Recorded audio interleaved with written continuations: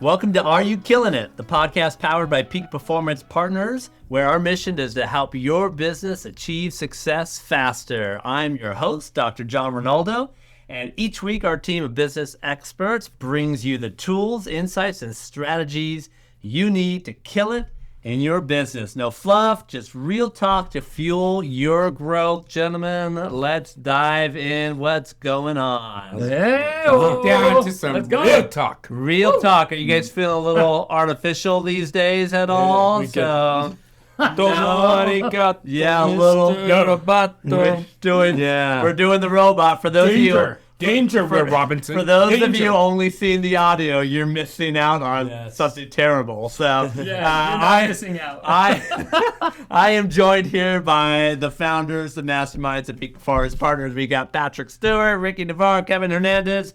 How are you guys doing today? We're good. Great day. Great. And today, this is an interesting topic. This is a hot topic. I think it's going to be around for a long time. So in that sense, it's timeless, but it's also timely because everybody's talking about it.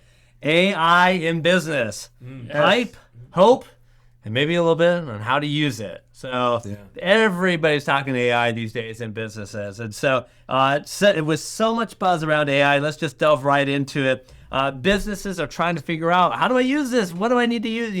What's a safe way to do it? What's a non-safe way to do this? How do I go about doing this? Kevin, let's start with you. Yeah, absolutely. What's your AI. What's your businesses focus on first? Should we even be jumping into this? First of all, you need to adopt the acronym artificially inspired. Artificially inspired. Because if you're not inspired with AI, you're behind. You're behind the eight ball, right? Yeah. And obviously, AI, when it came into existence in 2022, right? I believe the first versions of chat came out in 2022. It was interesting. I think first and foremost, the most easiest way to utilize that tool within your business is in marketing. It is the easiest way to get started. It can create posts for you. It can help you with spur ideas and concepts. But yeah, I think that's the first easiest step for business owners, because business owners they're a lot of people are afraid of AI. I don't understand why. I mean, they're not embracing it. You haven't seen all the sci-fi movies where AI takes over the world and kills all the human beings? Well, I mean, that's where we're going, right? That's where we're going. But I relate AI to like the Matrix. I understand the Matrix now because of AI, because of all of that information that's out there, right? It's interesting. The Matrix came out, in the late 90s? It's right? Probably more relevant today. Now it is, right? Yeah, because I just watched it with my 14-year-old daughter maybe about a month ago. She's like, oh, this is real. It's like a 25-year-old movie. That's exactly right. Yeah. I'll have to go back and rewatch. I know, you have to watch it. There's a plug for Keanu Reeves in The Matrix. Yeah. There you go. Have you seen the new Mission Impossible movie? It's all about an AI, driven machine that absolutely controls everything, right? So, well, even to a certain extent, Star Trek, right, has a lot of AI components to it, lots of different the spin-offs of that. Now we're getting way off on topic here a little bit. No, it was all of us as well. Let's rate some movies. So when you talk about marketing, Kevin, let me do a follow-up question. Are you talking about creating copy? Are you talking about creating graphics? Are you talking about creating design? What are you talking about? First, it started out with content, right? We're talking about text. That's how AI started. Now it's evolved into graphics, right? Mm-hmm. It's evolved into putting concepts together for helping you with a marketing strategy, right? It's evolving even as I sit here right now. Right. Mm-hmm. Absolutely. It's learning on its own, right? Yeah. We actually went to a little seminar, and it said that every 90 days it's doubling. So every 90 days, it's what you learned today in 90 days literally is obsolete, or that's how fast it's evolving. So I feel like it should be faster, right? I mean, I really do, right? But you double the knowledge, right? You're 2, then 4, then 8. I mean, that multiplies very, very quickly. That's incredible. So what are the strengths? I mean, Kevin, you're already saying, like, we should be engaged in AI. We should be inspired by AI. And I certainly am, because it certainly helped me out in the work that I do. What are the strengths of AI that we really need to consider as business leaders, as business owners? Yes. It buys back your time. Buys back time. Yes, that's 100%, right? Yeah, I think that's the most critical factor for a business owner who doesn't have time, and that's the one thing that's the challenge that we run into. I'm like, wow,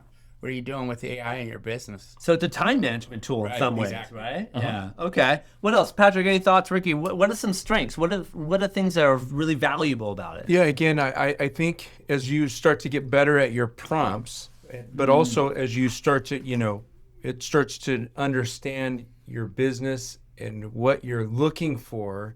And really for us to help clients, as we can start to talk about clients and it gets familiar with the clients we're working with. So it understands, we talked about DISC profile. We put in the DISC of the leaders and of the leadership team. So then as we start to ask questions or, hey, develop a plan, like recently we had a business owner that was going to be gone for 3 weeks. So we said, hey, we need to develop a contingency plan. What happens if? And so an escalation plan and models in different situations that happens. So we threw that into AI. Well, guess what? It took their org chart and it started saying, okay, this is who the accountable person is. They're going to respond to this person. And so it literally started to take all of that data that it's got and then starts to create, the scenarios and situations. So then we were able to create escalation models that specifically said, okay, if something happens, an employee issue, somebody gets hurt on the job, okay, that's going to go to this person, and then it'll escalate to this person, and then escalate. And so it was able to give the business owner like a little bit of like a framework that when they left, they knew, hey, all these situations, there's now a plan if any of these things happen. So the more it knows, right? You talked about prompts. The more it knows, the more it can kind of craft a response or plan or copy or marketing material that's going to really match what you need. Ricky, what are some of the risks or downfalls of AI? I got to imagine there's something that's risky about this. Well, I think with AI, there's where's your creative thought, and at some point, right, getting guidance and information is really, really important. But if you just use AI and then copy paste, that's a problem. All right, and there's the personal responsibility with it, right? That you can use AI as the tool it's designed to be, but then you have to edit accordingly so that you still have your authentic, version, vision, voice. I love what he says, voice that comes through with that, right? And so with AI, you're looking at business, but at the same time, is the information accurate, right? Or are you just assuming it's accurate? Yeah. It's like kind of this free version, but it's almost like Wikipedia, right? How much information on Wikipedia? Because anybody can put anything they want on there, and so it's like, oh, but because it's on the internet, it's gospel, right? There's a lot of people who ran AI, and it was we actually have a real case. I'm not going to name that organization, so just for protective purposes, but somebody was at a conference. Literally, somebody who the speaker was quoting, and here's what we said, was said, and this was done, and she's like, "That's my dissertation. Literally, that is word for word my paper." She went up and called her out, like, "Hey, where'd you get that from? Did you create that?" Yeah, we created it. That is mine, and it's dangerous because that's where you can start. Again, you didn't edit, you didn't guess, you just. It's certainly from like an academic perspective, right? Plagiarizing, and that's always been an issue in academia and will continue to be in terms of, is this really their voice? But the voice is really key, right? Your business has a certain personality, it has certain values, it has certain voice. And so the worst thing, what I'm hearing, Ricky, is the worst thing you could do is copy and paste and just throw it out there and run it. But we know people are doing it, as the example that you just shared, but people are doing that all over the place. So there's a risk there. Tell me, okay, so we've got OpenAI like ChatGPT, and there's more and more closed AI functions. So one of the big concerns I've heard are organizations that are really data heavy. I've heard it from banking organizations, for instance, certainly medical institutions, where you can't just, what you were talking about, Patrick, so I'm going to throw all this data into AI. Well, then the moment you throw that data into AI, correct me if I'm wrong, that goes out, and then it comes to because it's open source. It's open source, right? So we need to be careful about some of the confidential data that we're sharing, because we literally could be breaking laws in some cases, right? Depending on what industry you're in. You could be breaking laws, yes, and you could absolutely be breaking laws, because if you're putting in somebody else's data in there, but you also could be exposing yourself and not even realizing, because they think, oh, I'm just, they think it's a closed system, or I'm just asking you this question. No, you have signed off to say, hey, here's my information, and that's that information for everybody with there's account numbers and serial numbers and certain things that you probably don't want people to have access to. Right. And it's just adding to the information pool. So you have to be very cautious with, open AI versus closed, right? And the system we know a lot of organizations and we know a lot of people that create closed systems so that you can leverage that data and create things for yourself. Tell me about an example of one of those companies that you've worked with that has created a closed AI system. You don't have to name the names, but why did they create it? What was the purpose of them to say, hey, this technology exists, but we need to create something that's in a bubble so that nothing gets released? Why did they use it? Yeah, so Why like- was that important? Like for them? law firms, for an Okay. example, right? So they can go in, they need to research their filing system. So they create an AI that goes in and has all of that data. Mm-hmm. But again, that's got to be something that is only for them, for their eyes only, if you will. Mm-hmm. So then they can go in and say, okay, hey, I need to pull some information from this file, this file, this file, and these cases, and then that comes right up, and they have all of that data. So like they upload or scan all their files, digital or actual print Yep. analog files into this closed system, and it goes back to what you said, Kevin, buying back time. That makes it easier for them to go through their files, make that happen. Okay, there's an example. Is there another example of maybe of a different firm, a different field that you've seen use and create some sort of closed AI system? I don't know that I have. And what Patrick was referring to earlier is the built operating technology, or the bot. Okay. And that's an AI technology that you can train, and it totally exists in your orbit or your business organization. Well, and we've got again. You had mentioned Hunter once time before, but he has Las Vegas Upholstery, right? So he's actually gone in. So he has no experience in programming, but he's been able to go in through AI and you get a program built where you can take a photo of your chair, and it'll give you the quote in real time of what that chair will cost for him to reupholster it. And then it gives him how much material to order. He's got his labor hours estimated to put in there and how much labor that's going to take. And then his profit or his margin that he wants built in, he puts all of those all that data in there. So real time, you can go to his website, click on a link, take a picture, upload a picture of the sofa that you want reupholstered, and you'll get a real-time quote. And he's got all of the information. It'll help. It goes in orders and does all the information for him. That's incredible. So Yeah. everybody knows ChatGPT, right? Yeah. Everybody thinks copy, right? But you talk about marketing. Are there open AI tools out there to help create graphics or design? So not just text, but graphic graphics, designs yeah. or PowerPoint slides, slide decks, Yeah, right? yes. What are the tools that are out there that you think a business leader should know about? Because I don't know. I'm talking from naivety here completely. So I mean, I think like all the major softwares like Pipedrive, Asana, Salesforce, they all have AI built into them, and so it's a modular or a component of the software that instead of you going in there and setting up all of the systems within the software, you can actually have AI actually set all of your reporting up, understand what the metrics are, give you daily, weekly metrics that you can actually use. it's to built run your, in. It's like It's built built into into the Salesforce. software, yeah. So it's like a Salesforce. Since you mentioned Salesforce, Salesforce is building AI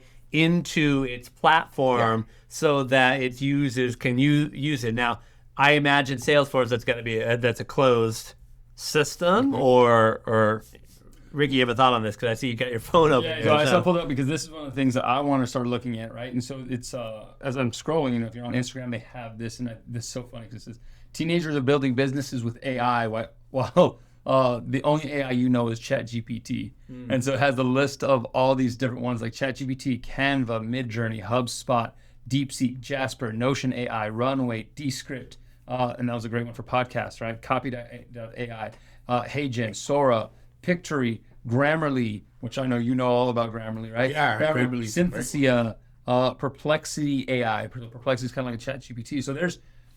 that is just a handful. That's like 12 or 16. Yeah, just do I a want to Google say search something and about say- Perplexity. Right. Perplexity is the next level for Google. It is probably the one AI tool that you can use that actually goes out and grabs citations. So all the information that it's bringing back, it brings back the source for the information. So it's probably as real of information that you can get using AI.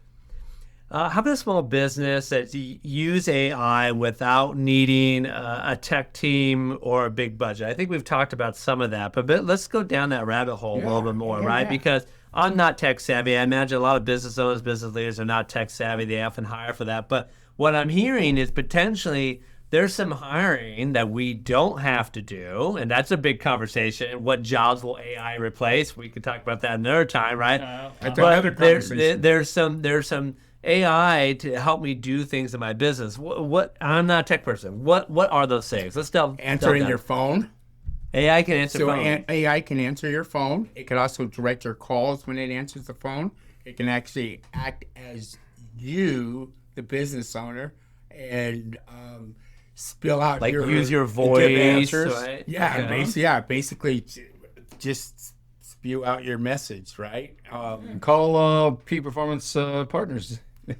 Listen to our that's AI. Use AI. AI. Well, that was going to be my follow-up question. In what ways is peak and you could performance ask it, partners? you could say, so tell me about the complete business analysis, and it'll tell you And- about the complete business. By pulling that information off the website. The other way too is in accounting. We're seeing AI being used in accounting. Yeah. In a Well, better way. and also there's an app called Rela, and so if you're doing sales, I could have the app here, and let's say I'm doing like a solar sale in home. I'm talking to you and your wife about solar, and it will actually take in and give all the information, and then when you leave, it will critique you, and it'll say, "Hey, you missed an opportunity. When John said this, should have said you answered the question this way. A better way would have been." So kind of sales management, if you will. So they're using that kind of a tool to help, guide people's decision-making process and help you get better as a salesperson. So where do you see, look, you said every 90 days it's doubling in knowledge, right? That's a huge multiplier when you think about it over, multiple months and months and months. What do you see are the biggest opportunities or risks for AI for business over the next 2 to 3 years? What are the opportunities? What are the risks? So I'm gonna go ahead. You go ahead. No, you first. So I'm gonna say number one, and I haven't heard people talk about this because AI takes energy, right? And so a lot of that data has to live somewhere, and then all that energy has to be managed. And so I believe there's going to be a huge opportunity in brand new business models that actually manage all of that heat, that energy, and we're seeing it already. We're seeing new business models. So kind of there needs to be a control factor that still should and could be controlled by human beings, right? In some way, shape, or form. That's exactly right. To manage there's no this. fear. There's no fear. I mean, I don't think AI is gonna. Yeah, it's gonna remove some of those jobs that people have right now. But I also believe too, there's can also create jobs as well. Well, they said Microsoft, and this is what I thought was interesting, Microsoft and Apple just reduced a third of their programmers because the programmers that programmed to build AI literally are getting replaced by the AI. By The their AI own is creation. The AI is now programming. So, But this is, to remove the fear. This is not any different from Yeah, what than happened in the the Industrial engine. Revolution Yeah. when we now created, whatever those lines, car lines and stuff like that, right? Computers, And stuff like that. It's cell like phones. Cell phones. That's con- exactly right. Constantly over generations, human beings have been fearful about the newest technology replacing jobs. But Kevin, to your point, yes, some jobs do disappear, but create other jobs as well. Yeah, and and then if you take AI into automotive, those are AI's what's driving those driverless cars and all that. You just got a new vehicle that has AI that's doing some things for him. Are you sleeping behind the wheel? I will tell you, it was close enough. Yeah. So yeah, I did. I got a new Dodge, the RHO, and I pushed cruise control on a recent trip, and it said, "Your autopilot is engaged." And I said, autopilot? So I'm like, well, I got to test this. So I just took my hands off, and then I started looking. I spent too much time at the screen, and the seat vibrated and said, pay attention to the road. So it knew I wasn't, but I literally left my hands off the wheels, foot off the gas, off the brake, and it for 50 miles, it managed everything. Managed curves, it managed speed, it managed distance between the car in front of me. It was And to that pretty point, amazing. AI is everywhere. It's prevalent, right? It's in places you don't even know, right? And it's part of our everyday life, right? So You can't hide what from we it. do is we talk to business owners and say, if you're not embracing it, Yeah, you're going to get left behind because here's, and I think that's the fear. Because what will happen is this: other businesses are going to become more efficient. Efficiency is going to have them competing on price, and therefore, all of a sudden, they're going to be bidding at a different price point than you are, and you can't compete because you haven't embraced. So I think everybody's got to be looking for opportunities in how do you get better, how do you see ahead. I think one of the business a boss of mine used to always say, hey, the clients are always moving, and if you're not moving with them, pretty soon they're out of reach. And I think I think AI is, and technology overall is that way. I think if you're not moving with the client, seeing what's ahead and staying abreast of the new technology, the new opportunities, yeah, all of a sudden your costs are gonna be higher. Somebody's gonna be able to undercut you, and keep the same margins that you're keeping at a higher price. So at the end of the day, what you're saying is you got to be engaged with AI because you could potentially have a competitive advantage over your competitors. At the end of the day, we all have competitors out there in the businesses that we're involved in, and so we've got to have an edge. And to that point, it's just like with business owners when websites first came out, right?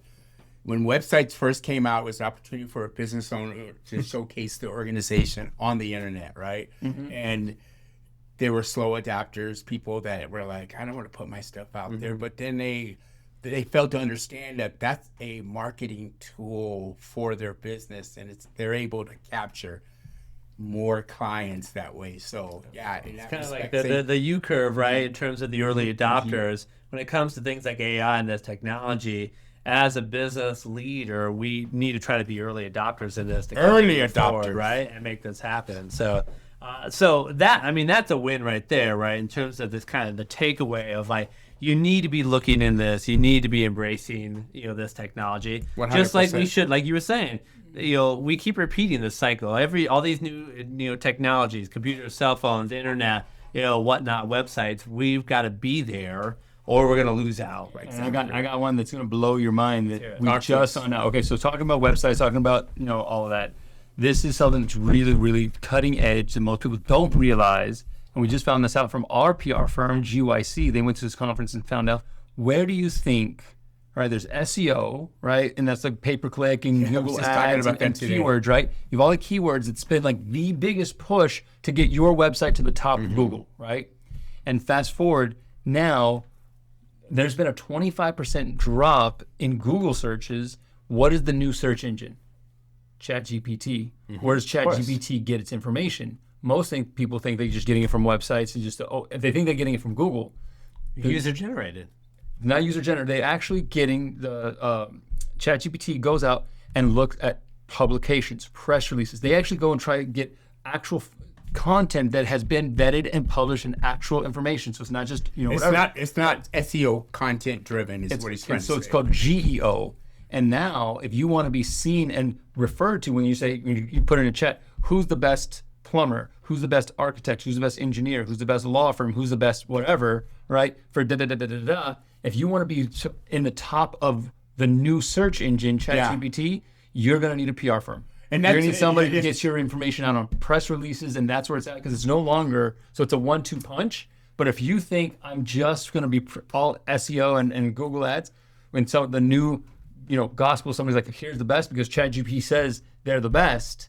Well, because that information came from vetted sources and news. That is a game changer. This is eye-opening for me, right? Because today one I of was- the issues is we how do we vet good stuff? That's the big conversation around social media and blogs and podcasts or whatever like that. news. You know, yeah, the whole fake news conversation, right? So what you're saying is that the artificial intelligence, the ChatGPTs of the world are actually doing the vetting for you. So it's looking for truly almost traditional in some ways, right? The truly traditional ways Cited of vetting published, information, of- cited in journals and whatever. Yes, the actual experts and those who have. And in that respect, we go backwards, right? To your point, Yeah. right? To the traditional ways, right? It brings back some of the old vetting forms of getting your information. That's incredible. So- That's Yeah, incredible. today I just learned too. This is kind of a side note that the LSAs, those are whenever you do a search on Google and you see the ads that pop up first, those are LSA ads. Google's losing money because of chat on the LSA ads, Yeah. and they're disappearing. But what I'm hearing is that for 25 years at least, things like keywords, SEOs, even hashtags to a certain extent, I've heard hashtags are going away, and maybe that's an aspect of AI as well. So we now need to learn a whole new digital marketing landscape with AI, and it's shifting even much more rapidly than the onset It's of the the virtual internet. landscape. Virtual right. landscape. That's another story. Dude. That's another podcast. You all just blew my mind. Like this is significant. But there's this one is significant. And Kevin, I don't remember that link I sent you because again, another one of our clients. That this is an example of building his own app. So literally, what he did was he was able to take a screenshot of a dashboard, put that into this AI, and the AI built the Recreated it. software. Yeah. Just based on a picture, a screenshot of the dashboard, it programmed all of the stuff that would need to fill out that dashboard. And you know where all that information comes from is those pixels. So remember when pixels was starting to come into play and all that back end? Now we're starting to see all of that data. So the whole 16-bit Nintendo, that's Yes, welcome coming back. in. So oh my gosh. And I don't want to freak out, business owners as they're listening to this, but one of the things I would say is Freak leverage AI as a tool to enhance your company. Lean into it. But the thing is, AI will never replace the person swinging the hammer, the carpenter, the plumber, the specialist, the expert in their field. Yeah. Right? That's gonna be robots. Yeah, That's going to be real. Which is with artificial intelligence Which is in it. So, artificially yeah. inspired. But what I'm hearing, Ricky, but that's a really beautiful way to close out this podcast episode. It's like, one, don't be fearful of it. We need to do it. And if you're not the one that's naturally inclined to go after that, find somebody in your team that is wired to do that, right? And that's what I would say. It's like, on this side, you guys all blew my mind. I feel old, and you're all older than me, I think. So, and I'm like, you guys are Oldest cat at this table. You guys are way ahead of me in terms of this, which whatever. It's not saying much. I'm not that smart. So, but there's other people right on your team that are into this. So if you don't want to do or can't do, which I totally get, find the person on your team Yeah. who's going to help Yeah, make that happen and kind of be your lead. Don't put on your head in the this. sand and say, oh, this is going to pass us by. Because it's not. It's not. Yeah, we Leverage better it. embrace The world's the going to AI pass you race. by and you're going to be done. So, guys, what an incredible episode. I think we can keep talking about this more and more. Obviously, there's more to talk about here. It looks like we're going to have to continue this conversation because certainly Peak Performance Partners is using AI in their own work, in your own work as well. We're using it and encouraging teaching others it. and teaching it. Very good. Like, So, and here's a fun little nugget for you. You all actually think that 4 of us are actually sitting here doing this. This whole podcast has just been generated via AI. Yeah. Bots. This is our bots. I don't know. My consciousness feels like it's here in the room right now making this happen. I love it, Ricky. What a great way to close out. What a great conversation, guys. Thank you so much for talking about AI with us, AI in business, hype, hope, and how to use it. It's obviously more that we could do. Peak Performance Partners is here to support. Why don't you follow us on social media? Look us up at Peak Performance Partners and join the conversation as well. So, guys, thank you so much for another great conversation, another podcast. Are You Killing It? That closes out this episode of Are You Killing It? The podcast powered by Peak Performance Partners. We can't wait to see you next week as we keep on helping your business achieve success faster.